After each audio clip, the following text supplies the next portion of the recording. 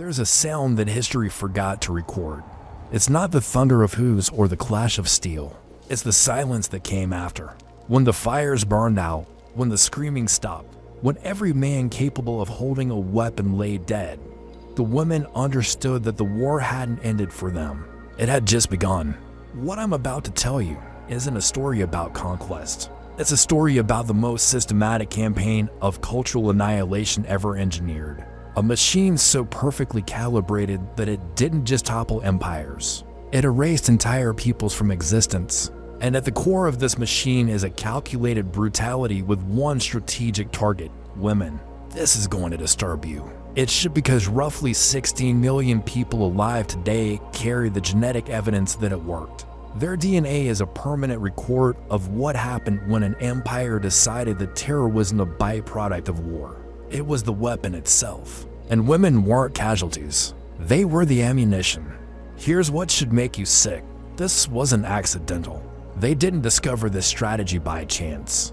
They tested it, refined it, and perfected it. They transformed the systematic exploitation of women into military doctrine. By the time this is over, you'll understand why metropolises with populations exceeding 500,000 souls simply disappeared from maps. Why languages spoken for millennia went silent within decades. Why civilizations that had endured since antiquity collapsed in a single generation. And you'll understand the role women played, not as participants or bystanders, but as the deliberate targets of history's most efficient system of cultural extinction. This is how the Mongols weaponized women to destroy worlds. And once you understand the mechanism, you'll see conquest differently forever. If stories like this matter to you, hit like and subscribe. Now, let me show you how the system worked. How did roughly 1 million nomads subjugate territories containing 50 million people?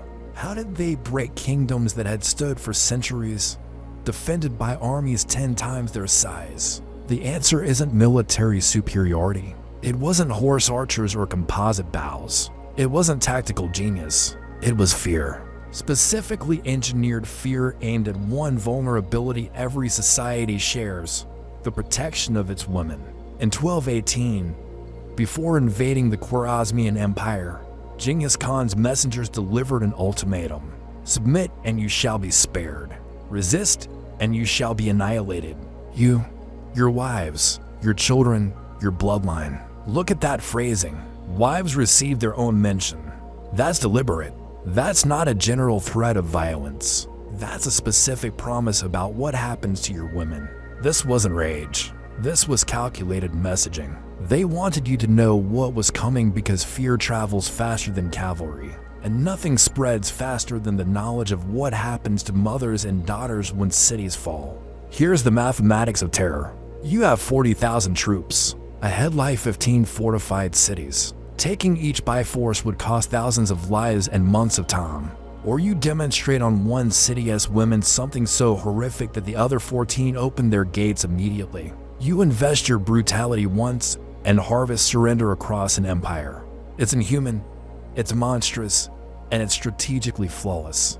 They specifically selected cities of symbolic importance, cultural centers, and religious capitals, places like Bukhara, the pillar of Islamic learning, or MV, among the world's largest cities. Why these? Because destroying them sent a message. If we can erase your greatest achievements, what hope do you have? When Nishapur fell in 1221, the Mongols implemented a body count. Every person was to be executed. Every head arranged in separate pyramids. Men, women, and children. Genghis Khan's daughter-in-law personally supervised the execution of women and children. She wanted verification. But here's what sanitized histories won't tell you. Death was the merciful outcome. The killing was quick. For the women selected to live, the real nightmare was just starting. The Mongol method for dismantling conquered peoples wasn't chaos. It was a process. 5 sequential acts, each engineered to make not just cities but entire civilizations. And women were the instrument of every single one. Let me walk you through the system. I am going to describe a weapon so effective that 8 centuries later we can measure its impact through genetic analysis of living populations. The The weaponization of forced reproduction. When walls fell, women weren't slaughtered. They were categorized and evaluated like inventory. The young, the beautiful, and the hybrid daughters of governors, scholars, and merchants were claimed by Mongol officers. But this wasn't desire. This wasn't passion. This was population replacement as a military strategy. The mechanism. When you force captive women to bear conquerors' children, you're not just taking territory. You're colonizing the future. Those children grow up Mongol. They speak only Mongolian. They worship Tengri, the eternal sky. Their mother's language becomes forgotten sounds. Her gods forbidden myths. Her story is lost memories. In one generation, you achieve extinction without mass graves, genocide without witnesses. In 2003, Oxford geneticists published findings that sent shock waves through the scientific community. They identified a Y chromosomal lineage originating in Mongolia roughly 1,000 years ago. The carriers, approximately 16 million men alive today, represent 0.5% of the entire male population of Earth and descended from a single ancestral line during the Mongol imperial period. This isn't natural demographic growth. This is systematic rapist state policy. This is conquest written into human chromosomes. But let me make this concrete with a life. You're a woman in Samarkand 12th, 24 years old. You're literate, unusual for the time. You've memorized poetry in 3 languages. You play the owl. Your family has arranged your marriage to a silk merchant's son. You have a name, an identity, and a future. Then the siege begins. It lasts 5 days. When the walls collapse, your father dies defending the inner gate. Your brothers are executed in the city square. Your betrothed is among the thousands whose bodies are stacked outside the city as a warning to the next target. You're pulled from your home with dozens of other young women. You're examined like livestock, teeth checked, body inspected. A Mongol Nuon, a commander, selects you. You don't understand his language. Your protests mean nothing. 10 months later, you deliver his son. He removes the infant from your arms immediately. The child will be raised in felt tents on the steppe. He'll learn to shoot a bow from horseback before he's 5. He'll worship gods whose names you're forbidden to speak. He will never learn your language. He will never hear your poetry. He will grow up not knowing what city his mother came from or that she once had a different name. That is Erasure. You're breathing. But everything that made you who you were, your heritage, your culture, your lineage is already extinct. This happened to tens of thousands of women, city by city, kingdom by kingdom. An entire generation of mothers whose children would never know their stories. The Mongols understood a principle of cultural warfare. Destroying a people's future isn't enough. You must shatter their present. You must break collective will so completely that resistance becomes psychologically impossible. And the most efficient method is to publicly humiliate their women. Psychological humiliation is considered among the most devastating forms of warfare for a reason. The Mongols industrialized it. They recognized that in most societies, collective honor was inseparable from the protection of women. They identified this as a structural weakness and exploited it with precision.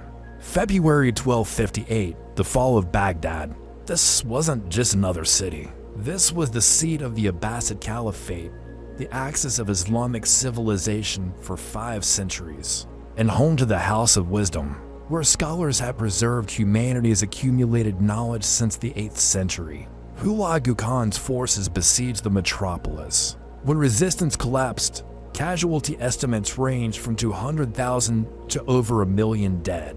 Historical accounts describe the Tigris River flowing black with ink from destroyed manuscripts, then red with blood. But the true psychological warfare began after the killing stopped. The women of the Caliph's household, women who had lived their entire existence behind screens, never seen by outside eyes, considered sacred by their seclusion, were dragged into the streets. Their veils were torn off, their clothes stripped away. They were paraded naked through the bazaars. These were the wives, daughters, and mothers of the man who claimed spiritual leadership over hundreds of millions of Muslims worldwide. To witness them exposed, violated, and degraded in public squares, it transcended assault on individuals. It was a declaration. Your most powerful men cannot protect their own families. Your God watched and did nothing. Your civilization is finished. You just haven't realized it yet. These women were then auctioned in slave markets. Some sold for a single dirham, less than the cost of bread. The price wasn't economical. It was symbolic. It communicated that the most precious women in the Islamic world had less value than food. For surviving men, this inflicted a wound deeper than military defeat. You didn't just lose territory. You lost your fundamental identity as a protector. Your women were violated and sold while you lived powerless. And here's the calculated brilliance. The Mongols were selective. Cities that surrendered immediately often saw their women spared these degradations. The brutality was advertised in advance. Submit and preserve dignity. Resist, and we ensure your descendants are ashamed to speak your civilization's name. This is terror as engineering. This is systematic. I'm going to describe a siege tactic so brutal that when contemporary Persian historians first documented it, readers assumed it had to be an exaggeration. Multiple independent sources confirm it. The Persians called it karish, human cattle, living barricades. The mechanism, after conquering City A, the Mongols would preserve captives, not from mercy, but from tactical utility. When besieging City B, these captives were driven forward at spear point toward the fortifications. Women carrying infants, the elderly, and children were all forced to advance while Mongol forces assembled siege equipment behind them. Defenders confronted an impossible decision: fire on your own people or hold fire while siege. Towers advance protected by human shields. Either choice destroys morale. But there's a specific cruelty targeting women. They were positioned at the vanguard. Why? Because psychological research confirms what the Mongols understood instinctively. Defenders hesitate longer before firing on women than on men, even facing annihilation, even knowing delay means defeat. Soldiers pause before killing mothers and daughters. The Mongols weaponized that hesitation. If you were a captive woman, your final utility might be falling into a defensive moat so your corpse could serve as fill for siege ramps. You weren't human, you were construction material, a consumable resource measured in bodies. The historian Atta Malik Javani documented multiple instances. The secret history of the Mongols references this practice. Chinese chronicles describe it. Russian sources confirm it. Modern archaeological excavations have uncovered mass graves at wall foundations, bodies killed by defensive fire from above. Human shields weren't an improvisation. They were doctrine, and women were the preferred material. If you survived the siege, your reward was a forced march across thousands of miles to be sold in distant markets. Welcome to Act 4, the largest forced displacement of women in human history. The Mongol Empire stretched from the Korean Peninsula to Eastern Europe. Its economy ran on a commodity more valuable than silk or silver. Human beings and women, particularly young women, represented the premium trade good. The Khwarezmian Empire 1219 to 21 population drops from approximately 15 million to under 7 million. 8 million people don't just die. They disappear into slave markets spanning continents. Women from Herat end up in Mongolia. Women from Rai are marched to China, over 4,000 miles. Women from Kara are sold in markets with standardized pricing and purchaser guarantees.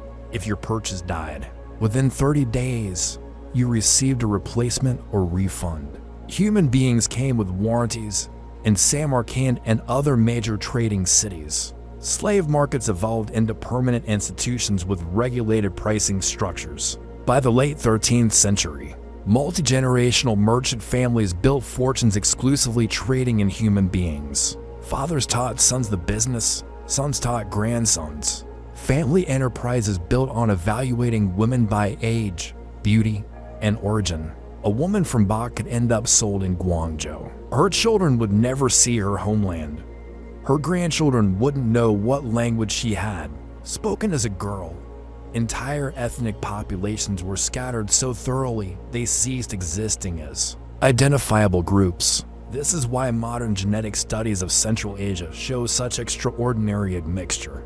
It's not cultural exchange or intermarriage. It's the genetic signature of the largest forced relocation of women in recorded history, fracks down, forced reproduction, public degradation, human shields, and continental trafficking. The fifth act might be the most devastating because it achieved the most complete erasure.